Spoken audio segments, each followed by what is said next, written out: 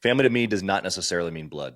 Let me start with that. It means value. And there are different ways that people bring value to each other. And then inside of the blood or the DNA of the family component, there's different ways that we bring value to each other. And so from like a biblical perspective, I think that it's my duty to take care of my kids, my grandkids. And so I'm hyper vigilant on being aware of the environment of my children and preparing the way for them to think and to grow and to stand on my shoulders so that together we can then do the same thing with my grandkids and watch them and my grandkids do that with my great grandkids. And so I think that there's a little bit of a crossover there. Not every one of those people that we would consider family are blood related, but I think that there has to be just a major exchange of value to be considered family.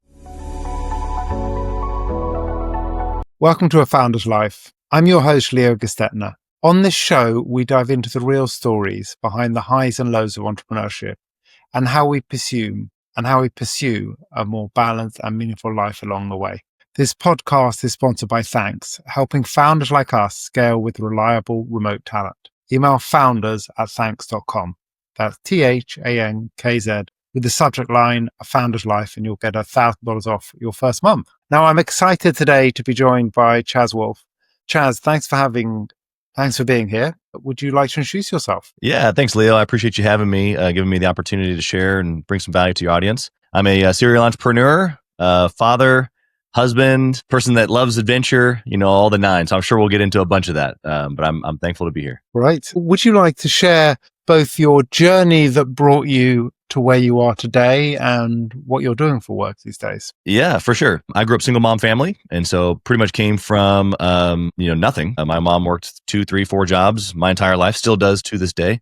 Hardest worker I know, which has obviously bled over into just the grit and never give up, never make excuses type of mentality that I have. And that led me into sales at a pretty early age and learning the craft of communication and being able to use frameworks and understand psychology and all of those things helped me be successful, not only just in sales, but also in building a team, multiple teams. But I then took those skill sets into my first business at 24. From 24 to 29, scaled. It's a franchise brand, but I went from nothing to 7 locations in 3 states, about 70 employees. Outside of that, I started building a real estate portfolio, launched several other companies, which kind of fast forwards to today. I have a construction company. I still have one of those franchise locations in Florida. I've got a portfolio of real estate. We do all kinds of super cool things inside of the creativity of real estate. And then of course, our community, Gathering the Kings is my, not just passion project. It is what I spend most of my time on. It is what I'm most passionate about, but it's become an incredible business and community of entrepreneurs. And we get to support those entrepreneurs and their families, help to grow their business, help grow their marriages, help grow their kiddos as young entrepreneurs. We've got programming for growth for the entire family. It's been pretty fun to watch. Nice. And talking about family, what does family mean to you? Yeah, that might be a whole podcast subject, Leo. Family to me is there's a lot of definitions that go into that. I'm trying to figure out which way to go first. Family to me does not necessarily mean blood. Let me start with that. It means value. And there are different ways that people bring value to each other. And then inside of the blood or the DNA of the family component, there's different ways that we bring value to each other. And so from like a biblical perspective, I think that it's my duty to take care of my kids, my grandkids. And so I'm hyper vigilant on being aware of the environment of my children and preparing the way for them to think and to grow and to stand on my shoulders so that together we can then do the same thing with my grandkids and watch them and my grandkids do that with my great grandkids. And so I think that there's a little bit of a crossover there. Not every one of those people that we would consider family are blood related, but I think that there has to be just a major exchange of value to be considered family. And how do those, that's always the beauty of family, those that's chosen versus those that we inherit or. Yeah. And how does sort of health look for you?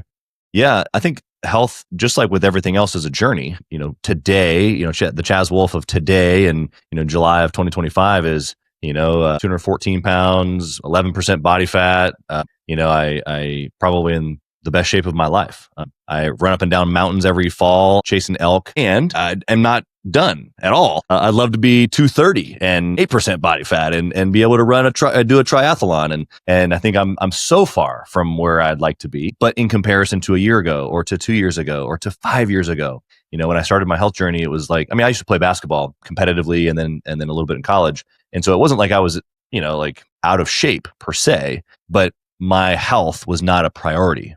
Basically got married pretty young, started with my businesses pretty young. And so, pretty early, it was just like, yeah, I'll get to that later, And so I can think probably, 5, 7, 8 years ago, it was like, okay, I'm just going to start working out 3 days a week and just build the consistency muscle again. And then it went to 5 days a week. And then it was, okay, well, when I'm there 5 days a week, let me have some sort of a strategy. I'm not going to just go and show up and I'm going to level up the game a little bit.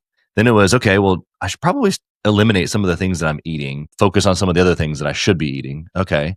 Then it was, okay, well, let me hire a trainer. Then it was, well, let me work with a performance doctor. Let me check out my hormones. There's always another level. And I think the health journey is maybe the easiest for people to see in their own lives or to be able to see in other people's lives. But that concept that I just kind of walked through of, kind of just recognizing where I am and not necessarily trying to skip steps or go up 10 levels, but just recognizing what is the next level of commitment that I can make? What's the next level of greatness? What's the next thing I can go to? What's the next, position that I can achieve? I think that can be applied to the marriage, to the kids, to the business, to your mindset. That game of playing the next level is really what gets me so obsessed about life, honestly. It's just playing the game as long as possible and seeing how high we can go. So true. I think, whether that applies to fitness, as you said, or business or your personal life, it's all those steps. Now, I'm by far the fittest and healthiest I've ever been in my life. I'm 95 pounds lighter than I was 20 years ago, running marathons, doing triathlons, not quite at the 11% body fat you're at. But, people say, oh, how do you do that? And I will say very similar to what you just said, which is it's steps. It's one thing at a time. It's not one sudden change. One sudden change doesn't actually work. I don't believe diets work because the problem with a diet is it ends. You need to change your diet. You need to change your mentality, whether that be about fitness, whether that be going for a walk every day, whether that be what you eat. And nothing needs to be 100%. It's what do you do 80% of the time? Yeah. It's an identity shift is really what we're describing. And once you have sat long enough to be able to determine who it is that you want to be, who you want to be for your kids, who you want to be for your team, who you want to be for your community, who you want to be for your spouse, and then being able to go, okay, well, what needs to be true for me to be that person? What needs to be true for me to be in the best shape of my life? What needs to be true for me to be able to compete at a high level in a triathlon? Well, shoot, I need to lose some weight, or I need to get stronger, or I need to learn how to swim, whatever those things might be, it just allows us to be honest and go, okay, if that's what I need, if that's the transition that I want to make, illuminate some of those steps that we can start taking. I had a kind of an epiphany. I don't know, this was probably 3-ish years ago. So, halfway through the last, 6, 7 years of my health journey. And I thought to myself, I was 35 at the time. And I was like, you know what?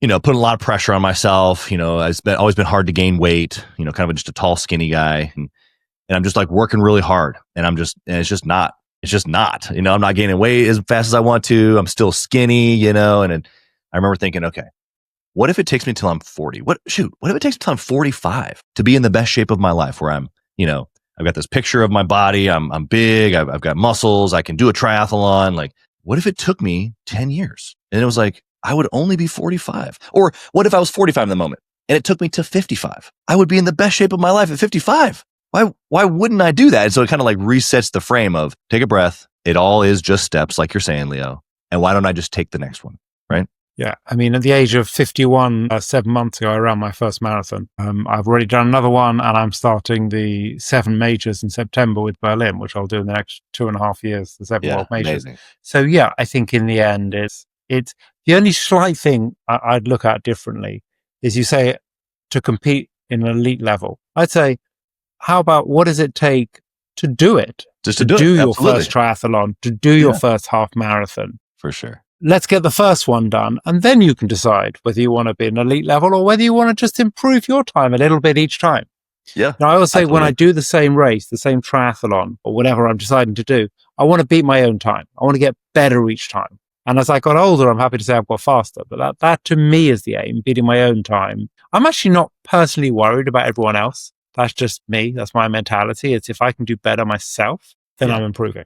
Yeah, I agree with that wholeheartedly, and it's a good point to make for the listener. I recognize that sometimes when, especially there's certain dynamics in my psychology. Being raised the way that I was raised, being a high achiever.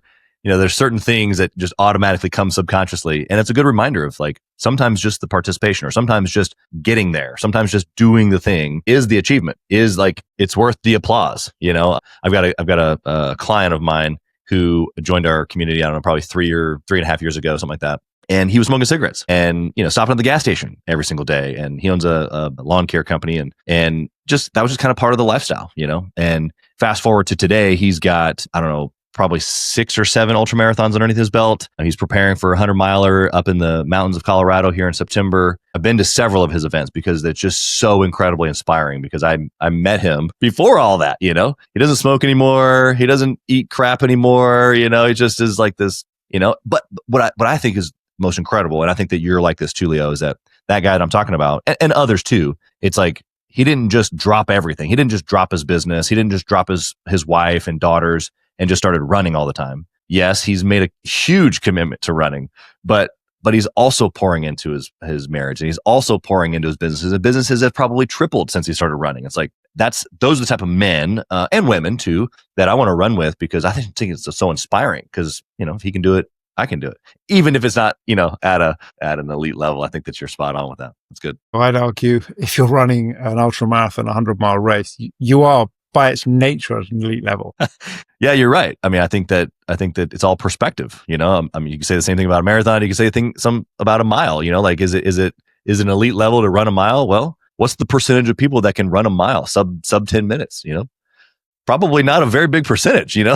Yeah, that's very true. And I think it's about, for me, it's also, you said about how his business is doing well, his marriage is doing better. I think healthy body, healthy mind. I really do. I think, how you look after yourself is going to help you perform better in every possible way. And so what do you like to do for fun? Yeah, that's a great question, and a whole nother podcast subject, Leo. You keep opening these big worms, these could be can of worms. I'm unfortunately, I'm not a big fun guy. I love to have fun, but I don't do it a lot. It's probably one of the biggest areas of my life that I'm like really trying to be a little bit more aware of. I chase elk throughout the mountains every fall. That's a lot of fun. And when I think that in my mind, I'm like, am I really having fun? It's like super intense. I sweat a ton. I lose a bunch of weight because you don't get to eat very good, and you're hiking up and down mountains 10, 12 miles a day. But it's like, it's the chase. It's the incredible intensity of doing something that not many people do. And so that would be fun for me. Outside of that, obviously just being with my wife and kids, whether we're chilling, whether we're out on our land, or swimming at the lake or whatever, like that's just probably